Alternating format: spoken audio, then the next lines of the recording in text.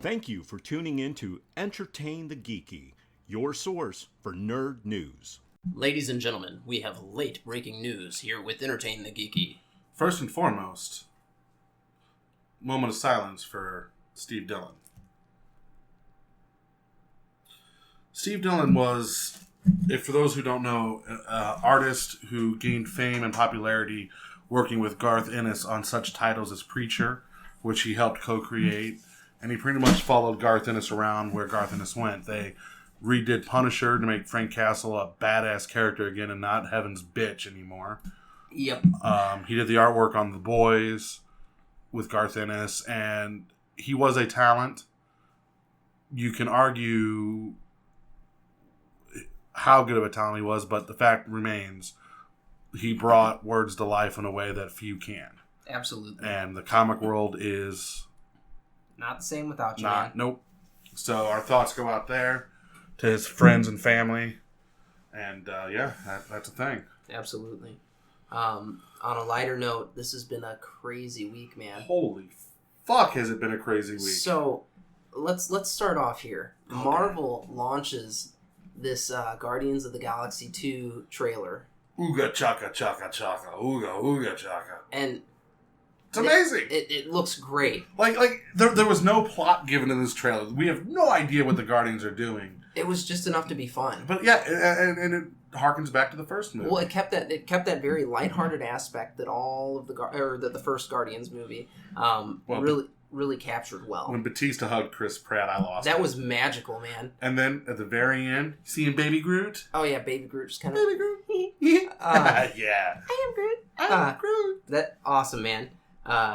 And so Fox slips in, and I call it slips in because they basically completely overshadowed this Guardians of the Galaxy trailer that kicked ass and got me really excited with Logan. And it's Fox. Like, we have kind of a love-hate relationship with them. We mostly hate Fox. We love to hate them. Right. But, oh my God. It looks so good. Well, what they did, so it starts off with Johnny Cash's Hurt, which is our Jukebox Takeover song.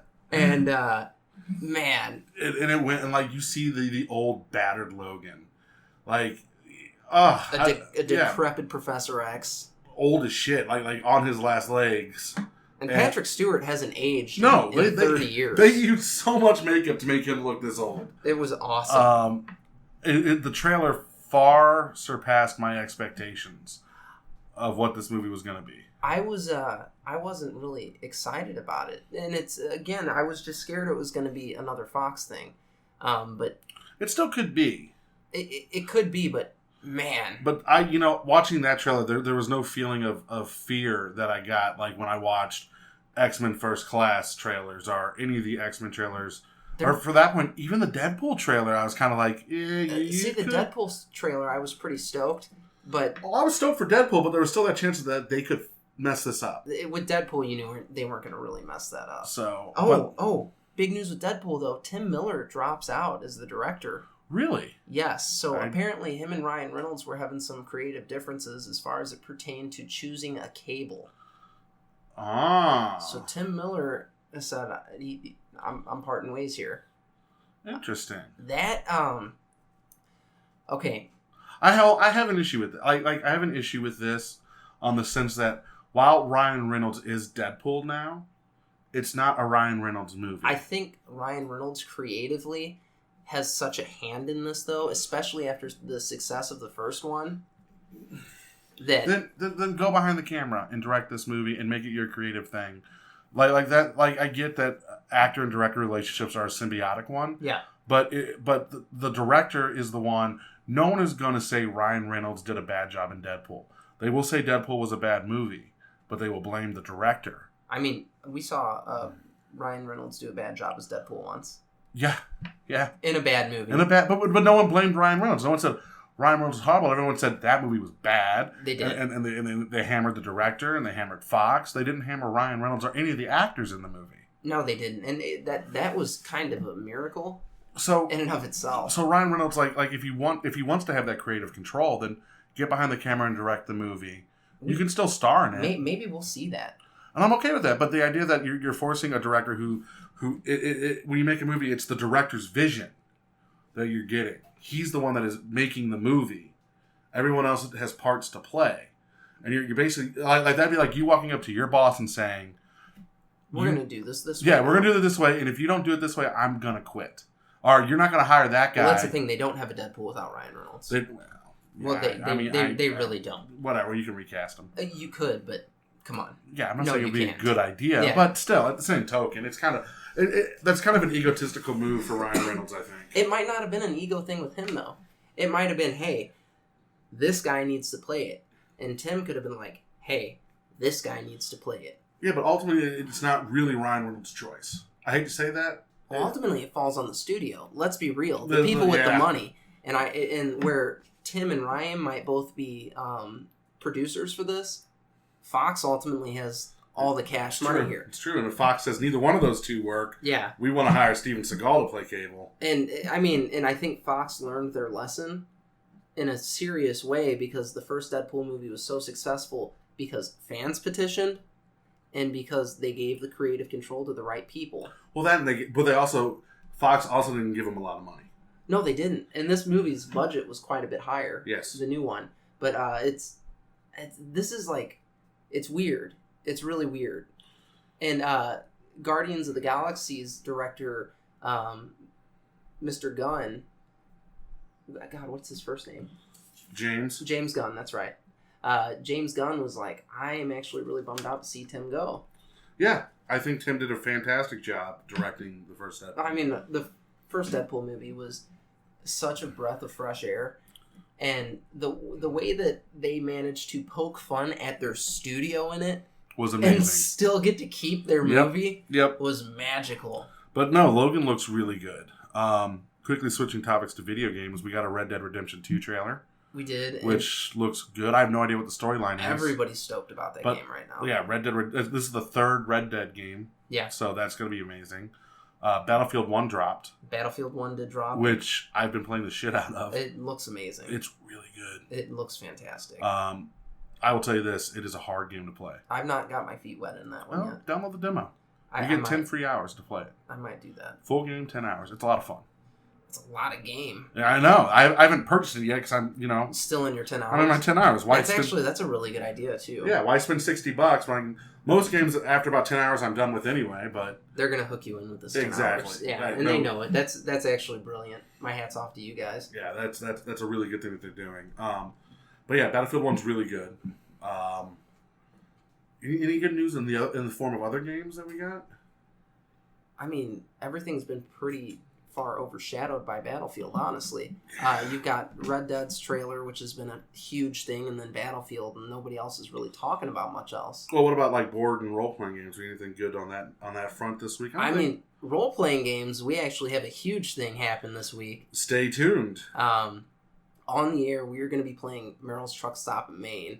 Our $1 role-playing game. And holy cow. So let's let the listeners in here. We've already played it. Yeah. A lot of fun. It's it's great. Like, calling the game good is a vast understatement. There is so much freedom that players are given in this game. The Craigs they are basically Entertain the Geeky's game branch. Those guys are knocking this shit out of the park. On a gaming note, I'd like to send a shout out to the game store, The End Zone, in Mattoon, Illinois. A 2.5 hour drive here from St. Louis. They ran a Star Trek Attack Wing event for the American Cancer Society, and which you donated money to play. Obviously, it was $25 entry fee, and then you had you could pay to affect the game, like $1 to reroll dice, 50 cents to set your dice to where you want, $3 to bring back a blowed up ship. It was a lot of fun. They raised $479. And how many people played? 7 people. We were just making it rain in there. Guys, anybody that took part in this, that's a great cause, period. I think anybody can get behind the American Cancer Society. Yeah. And the fact that 7 guys came in to play a game and raise that much money is amazing. Yeah, and it was very weird because it was you could actually make other people roll dice. Even if it's not your game, I could walk by and throw $1 in and say, Holy. "You re-roll those dice. I don't want you killing this guy." That's awesome. So a lot of times after I got blowed up, I would just walk around and go, "Hey, make it re-roll." It was a lot of fun. It was a good event. A lot of nice guys out there. Met a lot of, it was me and Zach. So that was, and one other guy that I knew. Other than that, I met a bunch of new people out there. The game store is a really cool little game store. If you guys are in Illinois listening, swing by Mattoon, the End Zone. Check out that game store. They got a lot of stuff. It's a lot of fun. Oh, one thing that we didn't talk about. Huge ordeal. Nintendo Switch. Wow. I am so... here's my question about Nintendo Switch. So I live in a 2-person household. Yeah. Me and the wife. Am I going to have to buy 2 Switches? You might have to. Well, first of all, this is absolutely fucking brilliant what they've done here with this. Console gaming that is portable. Yeah. Wow. And it's not like it was back in the day when you had like the Sega Nomad, where it was like really bad frame rates and battery life and all of that. Like I said, this is a console game that you can actually play. To me, it seems like they're like, let's make a handheld system that is fantastic and then throw it on the big screen. Well, and like, because I feel like they were trying to go that direction with the Wii U. It just didn't work. And then this just shot it there. Mm-hmm. It sent that home, man. Yeah, no, I don't care how much it costs. I will probably buy it day one. Because, one, I'm a Nintendo fanboy. Who doesn't own the Wii or the Wii U? I love the Nintendo games. I think as far as video games go, if you're a video gamer, Nintendo is where you need to be. Because if you're all like, well, I like video games, but I just want an Xbox, and all you're playing is first-person shooters. And that's fine if that's your bag. But guess what? Nintendo's going to have Skyrim on the new console. They're going to have... Did you see the list of third-party support? It's massive. It's that system is going to change things in a pretty significant way. Like, we're always going to have those PlayStation and those Xbox guys. Yes, we are. But this is a big deal, man. The best thing I heard was a lot of people commenting that this hasn't as excited as when the 64 came out. Well, dude, do you remember getting your 64? I never got a 64. Okay, so I got a 64 when those were pretty new. I went PlayStation. And, dude, the Nintendo 64 was so much fun. I played so much Star Fox on that motherfucker. Oh, good. You dropped the fuck bomb because I totally fucked up. We're trying not to curse on our news episodes. Yeah, oops. No, I played so much Star Fox, and I had such a good time with it. So this is such a breath of fresh air. Kudos to you, Nintendo. This is where console gaming needed to go. Bravo. So, I think we're cutting it short this week due to the fact that we've got so much of Merle's Truck Stop coming out. Yeah, we've got... so, the way this is going to break up, guys, Merle's Truck Stop is going to break up in 4 segments. You'll get an intro, and we'll probably drop 2 of those with this tonight. Yeah, so 3 episodes are coming up tonight. This and 2 Merle Truck Stops. And then on Tuesday, Thursday, the other 2 episodes will drop. And it's us playing through one session. One session. You get a quick recap. It's like watching As the World Turns. You're watching a TV show. Just a few business notes to take care of real quick. BeastEscapeRoom.com. Use the promo code Geeky to get 20% off. We are still accepting submissions for the Jack-o'-lantern contest, which I know since Halloween... You've got to the 31st, guys. Well, yeah, people are just starting to carve their pumpkins now. So as you carve them, take the picture, send it to us. Let's get these rolling out. Everyone's going to get a copy of Merle's Truck Stop, the game you're going to listen to for the next week. Oh, guys, and it is good. It's a lot of fun. It is very good. Yeah, I mean, I'm still really amped up about Merle's Truck Stop right now. Even though we know what happened at the end. Well, I mean, we just finished playing it. It's so good. And it's hard not to be excited about that. Spoiler alert, shit gets fucked up. And one character makes a really bad mistake. It was so much fun. It was so much fun. Oh, good times. So thank you to Matt and Jeff for coming on. I know that's not your regular bag, but it was awesome to have you. And on that note, do you have any words of wisdom that you'd like to part the listeners with? Make sure you roll some dice this week, guys. Absolutely. Folks, as always, like us on Facebook. We're Entertain the Geeky. You can follow us on Twitter at Entertaining Geeky. We are on YouTube as Entertain the Geeky and Instagram as Entertain the Geeky. YouTube is something that's taken us a little bit longer to launch than we would have liked. We've got one little video and then the podcast updates weekly there. Our news segment will be coming to that every week very, very soon here. Like next week. next week. Like I know as long as Chris reminds me to bring the camera. I know we've been slow with this one, so we're gonna get that out into you, guys. Thank you for those of you who listen regularly. California, you guys are doing some awesome stuff for us. If you guys haven't already, there is a survey in the description here. Click on that for us. That helps us out in mountains. It takes like 30 seconds to do. A bunch of our regular listeners have already done it, guys. Thank you. Anything else, Rodger? Bye. Stay geeky.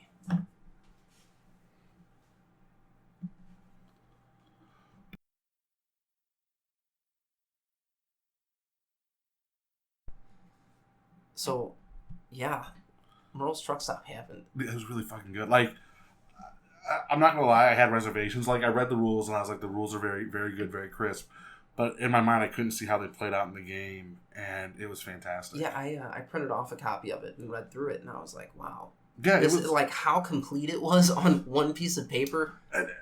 But like, yeah, there was a lot of things in my head of like, okay, how do we handle this situation? How do we handle this situation? And seeing Jeff run it and playing the game, it's just so open. And it's so just roll some dice and go. Jeff got everybody into character brilliantly. So fast. Because Jeff came into it and was just character. Well, you notice how he got sexy when he was Merle. Oh, yeah. You know, it was weird that, like, when he was Merle first, I was like, so Merle's a guy, and then, what do you want, hon? And I was like, oh, Carrie, she's the old grandma. Oh, man, it was awesome. That was awesome. Yeah, damn, that was a fun game. And we peered into the fry grease and saw into the darkness. I like the fact that the game master's called the fry cook. Yeah. Yeah. I mean, I think we just kind of made that up while we were playing, but it was funny. Well, you couldn't call Dungeon Master. That's TM'd. Yeah. So So fuck it. It was good good. times. It was good.